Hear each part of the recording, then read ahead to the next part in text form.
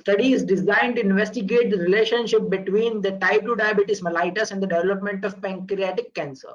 After a review of medical records, the investigators identify a group of patients who had a diagnosis of type 2 diabetes mellitus, but did not have a history of pancreatic cancer as of 10 years ago. So they did not have a history of cancer 10 years ago. Another case of similar group patients with no history of diabetes or pancreatic cancer is also identified. Investigators examined the medical charts to determine whether the group of patients who had been diagnosed with type 2 diabetes mellitus was more likely to have developed pancreatic cancer over a 10-year period.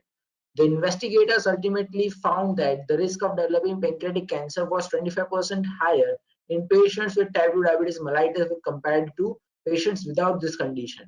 This study is best described as which of the following? So basically this was answered, all of you answered this question correctly because it was a cohort study, because we are following up the patient, but patient did not have cancer. We are going back in time, but we are checking for the appearance of cancer still. So we are going back in time, checking whether there was exposure risk or not, and then checking the prevalence or the development of pancreatic cancer in those who are having diabetes and those who are not having diabetes. So it is a retrospective but a cohort. The investigator conducted a retrospective cohort, selecting a cohort of individuals with exposure to risk factor which is diabetes, and determined the risk of a specific outcome, that is pancreatic cancer, by following over a period of time.